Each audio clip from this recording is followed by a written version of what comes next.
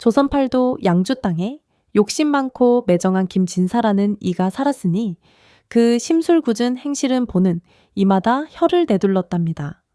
급기야 그는 아들을 출세시킨다는 점쟁이의 꿰매 빠져 며느리 월이를 한겨울밤에 내쫓았지요. 그 모진 눈물은 땅을 적시고 하늘을 울렸답니다. 도대체 어찌하여 그 같은 인면수심의 일이 벌어진 것일까요? 조선팔도 양주 땅에 남에게는 독한 인색함을, 자기에게는 끝없는 무력을 지닌 김진사가 살았습니다. 그는 본디 몰락한 양반 후예였으나 가슴에는 잃어버린 부와 명예 대신 돈과 권세에 대한 추악한 탐욕만을 품고 있었지요. 그 심술궂은 행실은 보는 이마다 혀를 내둘렀으니 그중 가장 큰 희생양은 역적의 딸이라는 멍에를 진 며느리 월이었습니다.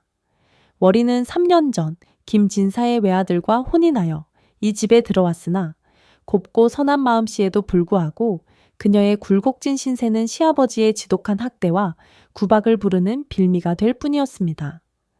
비록 아비의 누명이 훗날 밝혀질 것이라는 신락 같은 희망을 품고는 있었으나 당장은 죄인의 딸이라는 신분이 그녀의 숨통을 조이고 있었다. 김진사는 이 사실을 누구보다 잘 알고 있었기에 월이를 집안의 종보다도 못하게 대하며 온갖 구박과 학대를 일삼았다.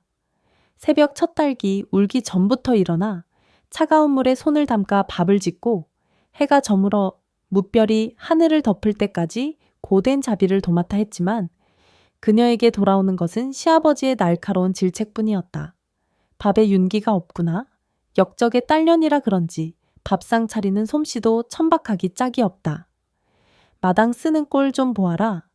내 심사가 비뚤어져 있으니 빗자루질도 엉망이 아니더냐. 월이는 그 모진 말을 들을 때마다 입술을 깨물며 눈물을 삼켰다.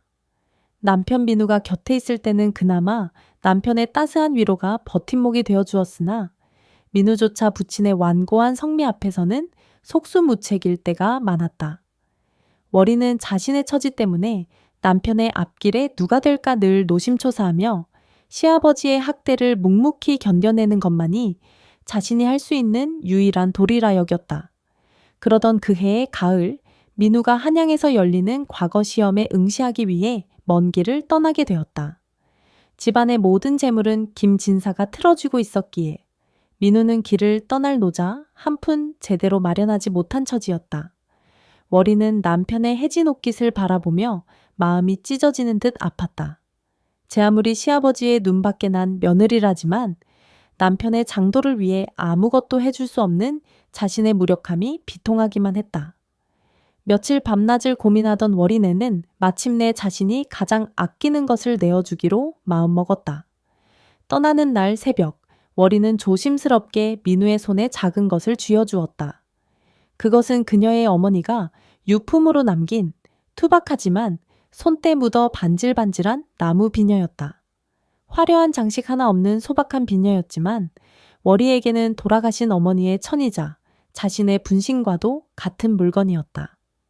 서방님, 변변한 노자 한 푼 챙겨드리지 못해 송구합니다. 비록 보잘것없는 나무 비녀이지만 이것이라도 팔아 길 가시는데 요긴하게 쓰시옵소서. 월이의 눈에는 그렁그렁 눈물이 맺혀 있었다. 민우는 아내의 작고 여윈 손과 그 손에 들린 비녀를 번갈아 보았다. 그는 아내가 이 비녀를 얼마나 소중히 여기는지 잘 알고 있었다. 시집 올 때 가져온 변변한 폐물 하나 없이 오직 이 비녀만을 밤마다 머리맡에 두고 잠들던 아내였다. 민우는 월이의 깊은 마음과 애끌나내는 사랑에 목이 메어왔다. 그는 비녀를 조심스럽게 받아 품속 깊이 간직했다. 아니오 부인, 내가 어찌 당신의 마음이 담긴 이 비녀를 팔 수 있겠소? 이 비녀는 내가 과거에 급제하여 금의 환향하는 그날까지 내 몸처럼 소중히 간직할 것이오. 그러니 아무 걱정 마시오. 내가 반드시 장원하여 돌아와 당신을 이 고통 속에서 구해내겠소. 그때까지만 부디 잘 견뎌주시오. 민우는 끝내 눈물을 보이고 말았다. 월이 또한 소리 없이 눈물을 흘리며 고개를 끄덕였다. 두 사람은 말없이 서로의 손을 잡았다. 김진사의 매서운 눈초리 아래, 역적의 딸이라는 비극적인 신분 아래 부부는 그렇게 애틋하고 서러운 이별을 맞았다. 소박한 나무 비녀 하나가 그들의 변치 않을 사랑과 굳건한 약속의 씨앗이 되어 민우의 따뜻한 품속에서 조용히 빛나고 있었다. 아들 민우가 한양으로 떠나자마자 김진사의 마음속에서는 또 다른 욕심이 고개를 들기 시작했다. 그는 아들의 출세가 곧 자신의 출세라 믿었고 그 길을 가로막는 것이 있다면 무엇이든 치워버릴 위인이었다. 며칠을 안절부절 못하던 그는 결국 양주 땅에서 용하기로 소문난 점쟁이를 찾아갔다. 음습하고 누추한 점쟁이의 초가집에 들어서며 김진사는 제 딴에는 비장한 각오를 다졌다. 내 아들의 앞날이 어찌 되겠는가? 이번 과거에 급제하여 가문을 일으킬 수 있겠는가? 점쟁이는 엽전을 몇 번 던지고 상아지를 한참이나 어루만지더니 이내 음흉한 미소를 지으며 김진사를 쏘아보았다. 그는 김진사의 얼굴에 어른거리는 탐욕의 그림자를 정확히 꿰뚫어 보고 있었다. 점쟁이는 목소리를 낮추어 교활한 흉계를 속삭였다. 진사 어르신, 아드님의 사주에는 분명 높은 벼슬길이 열려 있습니다. 허나 그 길을 가로막는 커다란 애군이 대간에 도사리고 있사옵니다. 그 애군을 걷어내지 않으면 아드님의 앞길은 캄캄할 뿐이지요. 애군이라니? 그게 대체 무엇인가? 김진사가 다급하게 묻자 점쟁이는 기다렸다는 듯이 말을 이었다. 아드님의 출세를 위해서는 지금 당장 양주의 집과 논밭을 헐값에라도 처분하여 한양으로 가셔야 합니다. 그리고 재수 없는 기운을 내뿜는 며느리를 당장 내치셔야 합니다. 그 며느리가 집에 있는 한 아드님은 결코 빛을 보지 못할 것입니다. 탐욕에 눈이 먼 김진색에 점쟁이의 말은 죽은 사람도 살려낸다는 신의 계시처럼 들렸다. 점쟁이의 마지막 한마디가 그의 귀를 강하게 때렸다. 진사 어르신, 양주 땅은 이미 기운이 쇠하여 큰 복을 담지 못합니다. 허나 한양의 삼청동 그늘진 곳에 새로 터를 잡으면 아드님은 정승반열에 오르고 어르신 또한 귀하게 될 것입니다. 김진사는 그 말을 곧이 들었다. 아들을 위한다는 허울 좋은 명분 아래 그는 눈에 가시 갔던 며느리 월이를 내쫓았다. 그리고는 새로운 복을 담을새 그릇을 마련하겠다. 며 논밭과 노비, 일부를 급히 헐값에 처분하고 남은 집은 곧 돌아와 더 좋은 값에 팔겠다는 핑계로 비워둔 차에 보따리를 꾸려 미련 없이 한양으로 향했다. 아들이 과거에 급제할 때까지 한양에서 가장 길한 터에 거처를 정할 계산이었다. 그날 밤 김진사는 집으로 돌아오자마자 월이를 안방으로 불렀다. 월이가 방에 들어서자 그는 서슬 퍼런 목소리로 호통을 쳤다. 내 인연, 시집 온 지 3년이 지나도록 아이 하나 낳지 못했으니 칠거지약 중 무자우지어의 죄를 지었다. 또한 내년에 불길한 기운이 내 아들의 앞길을 막고 있으니 더는 우리 집안의 며느리로 둘 수 없다. 여기 휴서찬의 시우수를 받을 것이니 당장 이 집에서 나가거라. 김진사가 내던진 종이 쪽지가 월이의 발치에 힘없이 떨어졌다. 그것은 너무나도 억지스러운 핑계였다. 월이는 시아버지의 인면수심에 기가 막혔지만 원망의 말 한마디 꺼내지 않았다. 그녀는 이것 또한 자신의 기구한 운명이라 여기며 조용히 일어나 시아버지 앞에 큰 절을 올렸다. 그동안 부족한 며느리를 거두어 주시어 감사했습니다. 아버님, 부디 옥체 강령하시옵소서. 눈물 한 방울 보이지 않으려는 듯 안간힘을 쓰는 월이의 모습은 오히려 보는 이의 마음을 더욱 아프게 했다. 김진사는 그런 며느리의 마지막 인사를 보고도 눈 하나 깜짝하지 않았다. 그는 매몰차게 고개를 돌리며 소리쳤다. 당장 꺼지지 않고 무엇하느냐. 살을 내는 듯한 겨울바람이 몰아치는 한밤중이었다. 월이는 시집 올 때 입었던 얇은 옷 한 벌만 걸친 채 정든 집에서 쫓겨났다.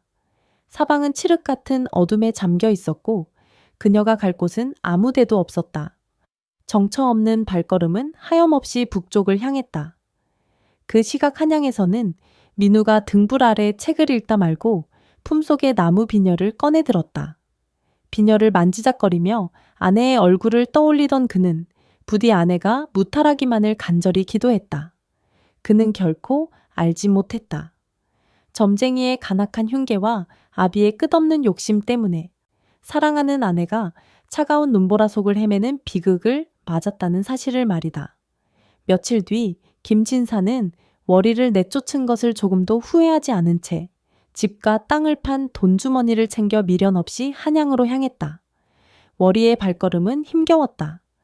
며칠을 굶은 탓에 백가죽은 등에 붙을 지경이었고 얇은 옷으로는 사르르는 겨울바람을 막기에 역부족이었다. 하늘에서는 무심하게도 한방눈이 펑펑 쏟아져 내리기 시작했다. 한치 앞을 분간할 수 없는 눈보라 속에서 그녀는 그만 정신을 잃고 오래된 정자나무 아래 눈밭에 쓰러지고 말았다. 차가운 눈이 온몸을 감싸고 의식이 점점 희미해져 갔다. 이대로 얼어 죽는구나. 서방님의 얼굴도 다시 보지 못하고 이렇게 생을 마감하는구나. 그때 며칠 밤낮을 숨어 지켜보던 횃불 여럿이 그녀를 향해 달려왔다. 희미해져가는 의식 너머로 횃불을 든 여러 명의 장정들이 자신을 향해 다가오는 것이 보였다. 산적이라도 만난 것인가? 월이는 남은 공포심에 눈을 질끈 감았다. 그러나 장정들은 그녀를 해치기는커녕 그녀의 앞에 이르자마자 일제히 무릎을 꿇고 조아리며 예를 갖추는 것이었다. 그중 우두머리로 보이는 이가 떨리는 목소리로 아뢰었다. 아가씨, 애타게 찾았습니다. 저희가 김진사 영감의 눈치를 보느라 집 주변을 맴돌기만 했을 뿐 감히 나서지 못하여 아가씨를 이 고생길에 들게 하였으니 죽어 마땅한 죄를 지었습니다.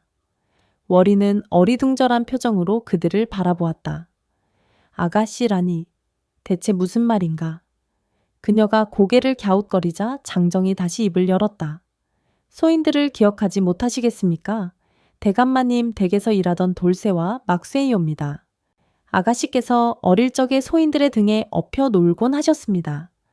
그제야 월이는 기억의 편린을 더듬어 그들의 얼굴을 어렴풋이 떠올릴 수 있었다. 그들은 분명 역적으로 몰려 몰살당한 줄로만 알았던 아버지의 충직한 하인들이었다.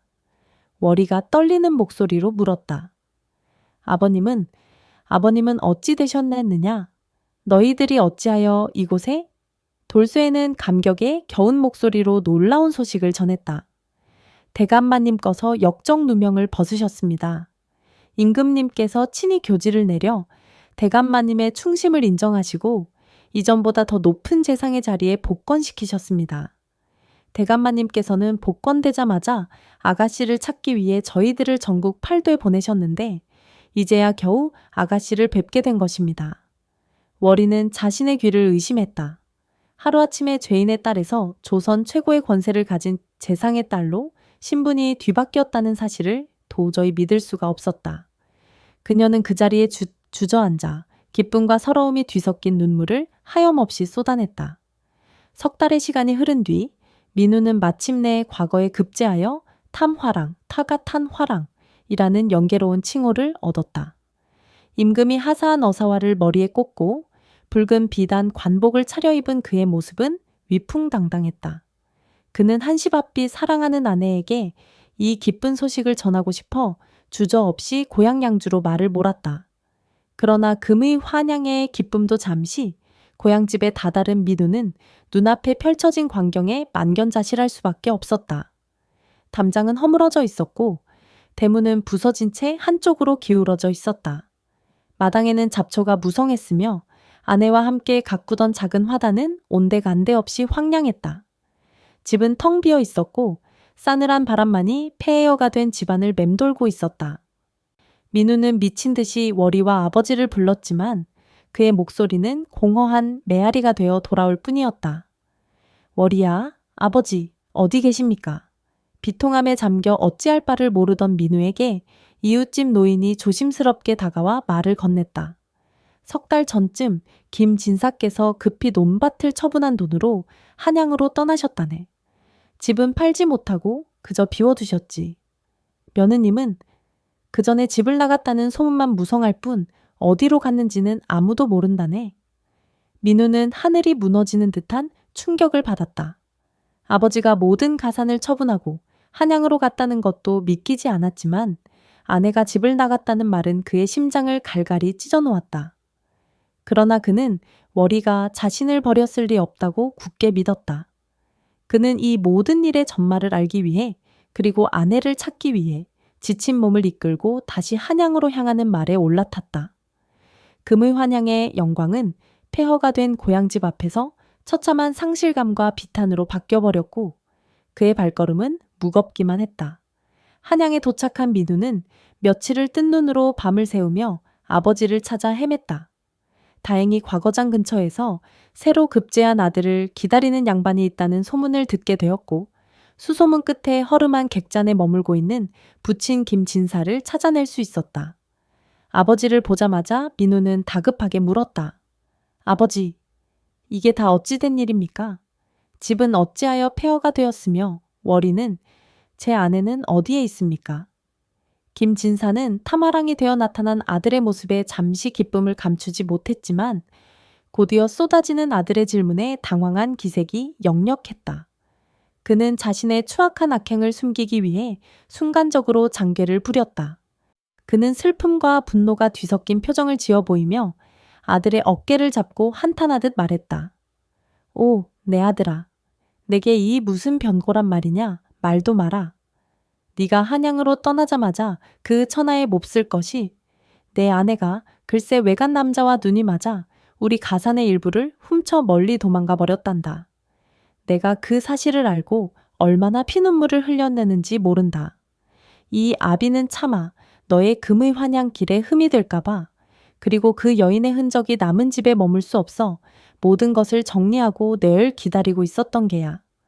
아버지의 충격적인 말에 민우는 잠시 휘청거렸다. 그러나 그는 이내 정신을 차렸다. 그의 머릿속에는 월이가 눈물을 머금고 나무 비녀를 건네주던 마지막 모습이 선명하게 떠올랐다. 그토록 곱고 정숙했던 아내가 변심했다는 것은 도저히 믿을 수 없는 이야기였다. 민우는 품속에서 나무 비녀를 꺼내 굳게 움켜쥐었다. 비녀의 단단한 감촉이 그의 흔들리는 마음을 다잡아 주었다. 아닙니다, 아버지. 월이는 그럴 사람이 아닙니다. 분명 무슨 다른 곡절이 있을 것입니다. 저는 제 아내를 믿습니다. 하늘이 두 쪽 나도 제가 직접 제 아내를 찾아 모든 진실을 밝혀낼 것입니다. 아들의 단호한 대답에 김진사는 속으로 뜨끔했지만 겉으로는 혀를 차며 아들의 어리석음을 탓하는 척했다. 에잉, 쯧쯧. 아직 세상 물정을 모르는구나. 여인의 마음은 갈대와 같다는 옛말도 모르느냐? 바로 그때였다. 객잔의 문이 열리며 화려한 관복을 입은 관리가 들어섰다. 그는 민우와 김진색에 다가와 공손히 허리를 숙이며 말했다. 탐화랑 민우, 나리와 부친 김진사 어른을 찾고 있사옵니다. 오늘 저녁 당대 최고의 세도가이신 재상대감댁에서 나리와 부친을 위해 연회를 베푸신다고 하니 부디 참석하시어 자리를 빛내주시라는 정갈이옵니다. 김진사의 눈이 휘둥그레졌다. 재상대감이라니. 그는 필시대감마님께서 자신의 뛰어난 아들을 눈여겨보시고 사위로 삼으려는 것이라 확신했다. 이것이야말로 하늘이 내린 기회였다. 그는 아들을 출세시키기 위해 며느리를 내쫓은 자신의 선택이 얼마나 현명했는지를 증명할 수 있게 되었다고 생각하며 희열에 휩싸였다. 하하하, 들었느냐? 민우야, 재상대감께서 친히 너를 부르시는구나. 그깟 도망간 계집은 이제 잊어버리고 더 큰 세상을 봐야 하지 않겠느냐. 어서 가자, 어서. 김진사는 아들의 등을 떠밀며 의기양양하게 객잔을 나섰다. 그의 걸음걸이는 구름 위를 걷는 듯 가벼웠고 입가에서는 거만한 웃음이 떠나지 않았다. 그러나 그는 알지 못했다. 월이에 대한 그의 비열한 거짓말이 아들 민우의 마음에 아내를 향한 굳건한 믿음의 불씨를 더욱 크게 지폈다는 사실을, 그리고 지금 그들이 향하는 재상댁 연회가 바로 자신을 파멸로 이끌게 될 무서운 덫이라는 것을 말이다. 김진사의 끝없는 욕심과 어리석은 오만함은 파멸을 향한 무지의 발걸음을 재촉하고 있을 뿐이었다. 재상댁의 연회장은 그야말로 휘황찬란했다. 천장에는 아름다운 비단등이 밤하늘의 별처럼 매달려 있었고 이름난 악공들이 연주하는 풍악 소리가 흥을 돋우었다. 새로 급제한 탐하랑 민우를 비롯하여 한양에 내로라 하는 귀인들이 모두 모여 자리를 빛내고 있었다. 손님들의 상에는 세상의 온갖 귀한 음식들이 가득 차려져 있었다. 기름진 갈비찜과 신선한 생선회, 오색 빛깔의 떡과 달콤한 과일까지 그야말로 산의 진미가 끝없이 펼쳐졌다. 온갖 산의 진미가 차려진 좌중, 오직 김진사의 독상만이 기가 막힐 노릇이었다. 이 빠진 개다리 소반 위에 놓인 것이라곤 짐승의 여물로나 쓸 법한 시커먼 콩깍지, 죽한 사발과 쉰내 풀풀 나는 묵은 나물 쪼가리뿐이 아니던가. 옆자리에 고소한 갈비 냄새가 코를 찌르니 김진사의 배알이 꼴리지 않을 수 없었다. 처음에는 하인들이 실수했으려니 생각했던 김진사는 시간이 지나도 자신의 상이 바뀌지 않자 이내 얼굴이 울그락불그락 달아올랐다. 이것은 자신에 대한 지독한 모욕이었다. 감히 탐하랑에 아비에게 이따위 음식을 내놓다니. 분노를 참지 못한 김진사는 결국 젓가락을 상에 내팽개치며 자리에서 벌떡 일어났다. 이게 무슨 무례한 짓이오. 내가 누군 줄 알고 이따위 개돼지나 먹을 음식을 내놓는단 말이오. 당장 이 집 주인을 불러오시오. 장차 정승반열에 오를 내 아들의 아비에게 이 무슨 해괴한 능멸이란 말인가? 김진사의 고함 소리에 시끌벅적하던 연 회장은 순간 찬물을 끼얹은 듯 조용해졌다. 모든 사람의 시선이 그에게로 쏠린 그 순간 연 회장 안쪽에서 위험 있는 풍모의 재상이 천천히 걸어 나왔다. 그의 얼굴에는 온화한 미소 대신 서리빨 같은 냉기가 감돌고 있었다. 재상은 김진사의 앞에 멈춰서서 나직하지만 모두가 들을 수 있는 목소리로 물었다. 그 죽이 어찌하여 개돼지나 먹을 음식이란 말이오? 대감, 보시지 않으셨소? 이따위 음식을 어찌 귀한 손님상에 올릴 수 있단 말입니까? 김진사가 씩씩거리며 대답하자 재상은 싸늘한 눈빛으로 그를 꿰뚫어 보며 말했다. 그 죽은 대개 며느리가 지난 3년간 병든 시아비에게 흰 쌀밥을 지어 올리기 위해 정작 자신은 끼니 대신 먹었던 바로 그 음식이오. 며느리의 효심이 담긴 음식이 어찌 감히 귀하지 않다 하겠소. 재상의 말에 김진사의 얼굴은 순식간에 잿빛으로 변했다. 며느리라는 말에 그는 심장이 쿵 하고 내려앉는 것 같았다. 그가 사색이 되어 아무 말도 못하는 순간 연 회장 안쪽에 드리워져 있던 주렴이 스르륵 걷혔다. 그리고 그 뒤에서 눈부시게 고운 비단옷을 차려입은 월이가 꿈결처럼 나타났다. 석 달 만에 다시 만난 월이는 이전의 초라한 모습이 아니었지만 그녀의 눈망울은 여전히 남편 민우를 향한 애틋한 그리움으로 젖어 있었다. 민우는 그 자리에 못 박힌 듯 서서 아내의 모습을 바라보았다. 모든 것이 퍼즐 조각처럼 맞춰지는 순간이었다. 아버지가 쫓아냈던 며느리, 자신이 그토록 찾아 헤매던 아내가 바로 이 집, 재상댁의 여주인이었던 것이다. 그는 자신도 모르게 품속에 간직했던 나무 비녀를 더욱 세게 움켜쥐었다. 아내의 변심을 믿지 않았던 자신의 굳은 맹세가 이토록 눈부신 진실 앞에서 찬란한 빛을 발하는 순간이었다. 재상은 월이의 어깨를 감싸 안으며 연 회장의 모든 사람들에게 선포했다. 여기 있는 이 아이가 바로 나의 하나뿐인 여식, 월이다. 억울한 누명을 쓰고 죄인의 딸로 살아왔으나 이제는 제자리를 찾았다. 그런데 저기 있는 김진사라는 자는 내 딸이 빈천하다는 이유로 한겨울 밤에 내쫓는 인면수심의 죄를 저질렀다. 여러분이 오늘 이 모든 일의 증인이 되어주시길 바라오. 재상이 월이가 먹었던 죽의 의미를 밝히고 월이를 등장시키자 김진사의 모든 악행은 만천에 드러나게 되었다. 그는 수많은 사람들의 경멸 어린 시선 속에서 감당할 수 없는 치욕과 공포에 떨며 그 자리에 풀썩 주저앉고 말았다. 연 회장에 모인 모든 이들이 경악과 분노에 찬 눈으로 김진사를 쏘아보았다. 재상은 싸늘한 시선을 김진색에 고정한 채 우레와 같은 목소리로 그의 죄를 꾸짖었다. 나는 그대를 내 딸 월이를 거두어준 은인이라 여겼소. 비록 과거에 공응했다 하나 그 인연을 귀하게 여겨 사위를 삼고 부귀영화를 함께 누리고자 이 연회를 열었거늘. 허나 그대는 어떠했는가?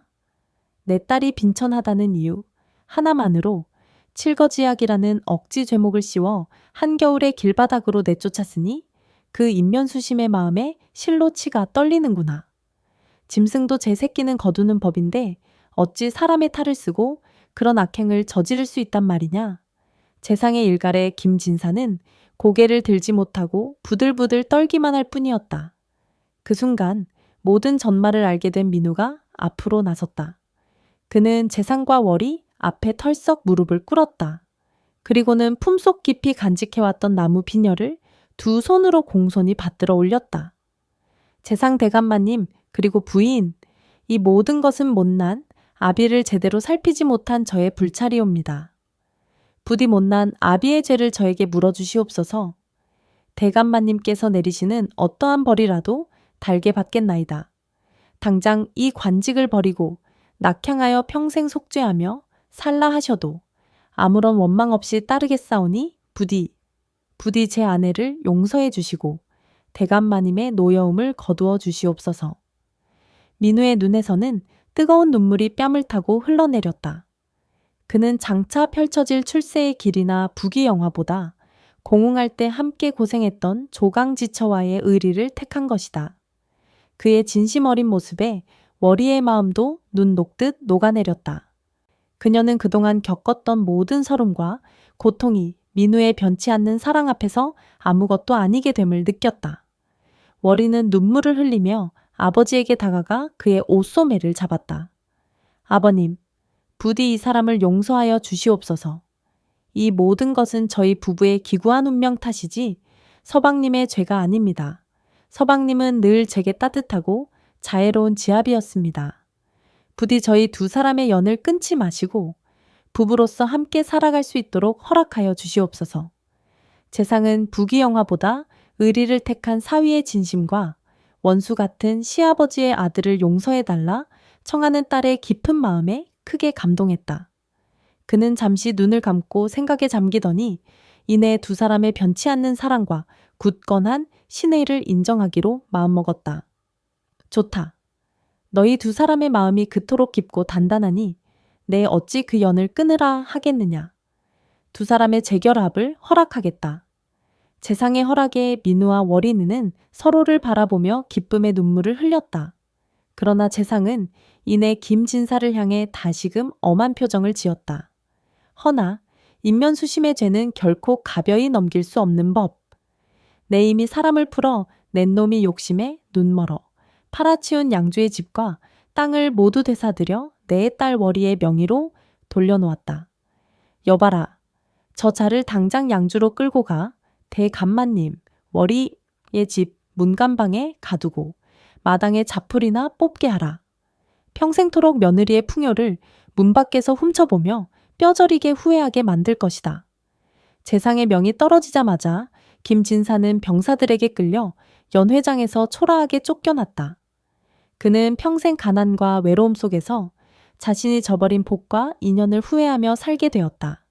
반면 민우는 뛰어난 재능과 더불어 고결한 인품까지 인정받아 관직에서 나날이 빛을 발했다. 월이 또한 재상의 딸이자 현명한 아내로서 민우의 곁을 지키며 모든 사람의 존경과 사랑을 받는 삶을 살게 되었다. 민우가 조강지처를 향한 변치 않는 의리와 사랑을 증명했기에 재상은 두 사람의 행복한 미래를 열어주고 죄지은 자에게는 그에 합당한 엄중한 벌을 내렸던 것이다. 그 후로 민우와 월이는 온갖 풍파를 함께 이겨낸 만큼 서로를 더욱 깊이 아끼고 존중하며 백년해로하였다고 한다. 그들의 이야기는 양주 땅을 넘어 조선팔도에 퍼져나가 사람들에게 부부간의 의리와 인간으로서 지켜야 할 도리가 무엇인지를 일깨워주는 귀한 본보기가 되었다. 월이가 떠나는 민우에게 건넸던 소박한 나무 비녀는 이제 단순한 정표가 아니었다. 그것은 모진 시련과 유혹 속에서도 굳건히 지켜낸 두 사람의 사랑과 신의의 상징으로 자리매김했다.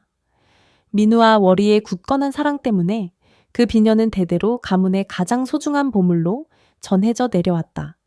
자손들은 그 비녀를 볼 때마다 올바른 삶의 자세와 참된 인연의 소중함을 되새기며 결코 탐욕의 눈이 멀어 소중한 것을 잃는 어리석음을 범하지 않으려 노력했다. 그리하여 오늘날까지도 양주 땅에 하얗게 서리가 내리는 차가운 밤이면 사람들은 따뜻한 아랫목에 모여 앉아 이 이야기를 나누곤 한다.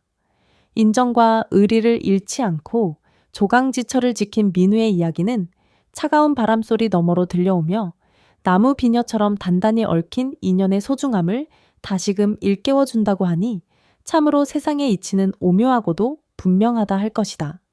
탐욕은 눈을 멀게 하고 인륜을 저버리게 하지만 진실된 마음과 의리는 어떠한 고난 속에서도 결국 빛을 발하여 복을 불러온다.